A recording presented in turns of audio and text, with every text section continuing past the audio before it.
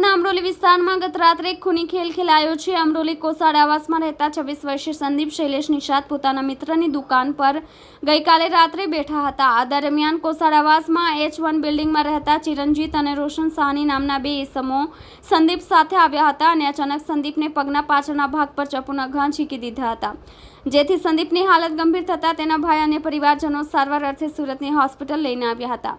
હોસ્પિટલમાં ટૂંકી સારવાર દરમિયાન સંદીપનું મોત નીપજ્યું હતું। આ મામલે મૃતકના ભાઈએ જણાવ્યું હતું કે મારો ભાઈ સંદીપ છેલ્લા 10 વર્ષથી સુરતમાં રહે છે। અમે મૂળ ઉત્તર પ્રદેશના છીએ। ગઈકાલે મારો ભાઈ તેના મિત્રની દુકાન પર બેઠો હતો। એ દરમિયાન આ બંને ઈસમો આવીને મારા ભાઈને ચપ્પુના ઘા મારી દીધા હતા। આ હત્યા ઝઘડાની અદાવતમાં કરાઈ હોવાની આશંકા છે। રોશન સાહની અને ચિરંજીત શર્મા ઉર્ફે બિહારી H1 બિલ્ડિંગમાં રહે છે। આ બંને ઈસમો ઉપર અન્ય એક વ્યક્તિનો હાથ છે અને આ મામલે અમરોલી પોલીસમાં તાત્કાલિક ફરિયાદ કરી દીધી હતી। બંને આરોપી હત્યા કરી ફરાર થઈ ગયા હતા। પોલીસ ફરિયાદના આધારે બંને આરોપીને ઝડપી પાડ્યા હતા।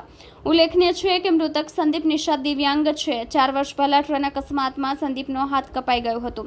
હાલ રિક્ષા ભાડે ફેરવીને પરિવારનું ગુજરાન ચલાવતો હતો। મૃતક સંદીપમાં પરિવારમાં 3 ભાઈઓ અને માતા પિતા છે, ત્યારે સંદીપના મોતને પગલે પરિવારજનો શોકમાં ગરકાવ થઈ ગયા છે।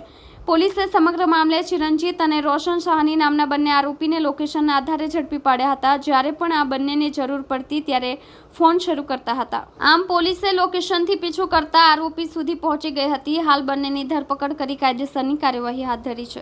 ગઈકાલે રાતના આશરે 9:30 વાગ્યા આસપાસ પોલીસનો એક જાણ થયેલી કે જે કોસાદ આવાસ જે H1 જે છે ત્યાં કોઈ વ્યક્તિઓ વચ્ચે મારામારી થઈ છે અને એમાં એક વ્યક્તિનો લોહી લહાણ હાલતમાં ત્યાં પડેલ છે એવી જાણ થયેલી, જેથી પોલીસ અમરોલી પોલીસ જે છે એ તાત્કાલિક ત્યાં જગ્યા પર પહોંચી ગયેલી અને ત્યાં તપાસ કરેલી તો સંદીપ સાહની કરીને જે છે કે જે H1માં રહે છે એના જમણા પગના સાથળમાં એક સડાનો ઘા વાગેલો હતો અને એને પુષ્કળ લોહી વહી ગયેલું હતું એમ, જેથી એને તાત્કાલિક ત્યાં સારવાર માટે દવાખાને મોકલી આપેલો। તો ત્યાંથી જે એને ત્યાં સારવારથી પહોંચે એ પહેલાં જ એનું ત્યાં રસ્તામાં મરણ થયેલું અને પોલીસે આ બાબતે જે મરણ જનાર જે છે એ બાબતે ફરિયાદ લઈ અને જે મારવાવાળા જે હતા એ ચિરંજીત શર્મા છે અને રોશન સાહની કરીને છે। આ બે જે છે એ મરણ જનાર અને આરોપીઓ એ અગાઉ એમ્બ્રોઇડરીમાં સાથે કામ કરતા હતા એમ, એટલે એ રીતે એકબીજાના મિત્રો હતા અને એ પછી છેલ્લા ઘણા સમયથી આ જે હાલના જે બે આરોપીઓ જે છે એમને જે આ મરણ જનાર જે છે એની સાથે બોલવાનું ઓછું કરી નાખેલું, મિત્રતા ઓછી કરી નાખેલી એમ, એના કારણે આ જે મરણ જનાર સંદીપ અને આરોપીઓ જે છે એમના વચ્ચે અવારનવાર નાના ઝઘડા અને બોલાચાલી થતી હતી એમ। એમાં ગઈકાલે આ જે બંને આરોપીઓ જે છે એ ત્યાંથી ચા પી અને ત્યાંથી નીકળેલા જે સર્વિસ સ્ટેશનની પાસેથી એ વખતે આ જે સંદીપ ત્યાં બેઠેલો હતો એ વખતે આ કામના બંને આરોપીઓ ભેગા થઈ અને જે ચિરંજીત છે એને એની પાસેથી જે સરી હતી એનાથી મરણ જનારને ઈજા કરી અને એનું મોત નિપજાવેલ છે। મરનારનું કોઈ ગુનાહિત ઇતિહાસ ખરો? મરનારનું અત્યાર સુધીમાં જે ઈ-ગુજકોપમાં સર્ચ કર્યું છે એમાં એનો એક ગુનો બતાવે છે, પણ એ હજુ વેરીફાઈ હું કરી રહ્યો છું। એમાં એક રાયોટિંગનો ગુનો છે 2018નો, એમાં સરકાર તરફે ફરિયાદ છે અને 2018 વખતે એક એમાં એનું એક નામ છે આરોપીનું, આરોપી તરીકે મરણ જનારનું એમ।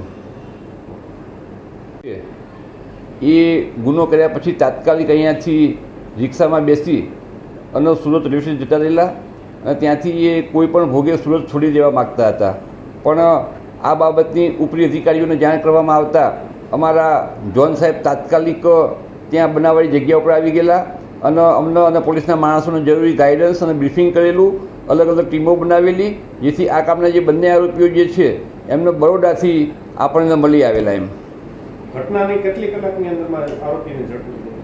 ઘટના બની છે લગભગ 9 વાગ્યા આસપાસ અને એ પછી આ બંને આરોપીઓ સુરત છોડી અને બરોડા ત્યાં પહોંચી ગયેલા હતા એમ, પણ આ કામે જે આરોપી જે ચિરંજીત કરીને જે છે એ એનો મોબાઈલ જ્યારે એને જરૂર પડે ત્યારે ચાલુ કરતો પછી બંધ કરી દેતો એમ, એના આધારે પોલીસે એનું જે લોકેશન એ મેળવી અને તાત્કાલિક ત્યાં પહોંચી જઈ અને બંને આરોપીઓને ડિટેન કરી દીધેલ છે આપણે એમ।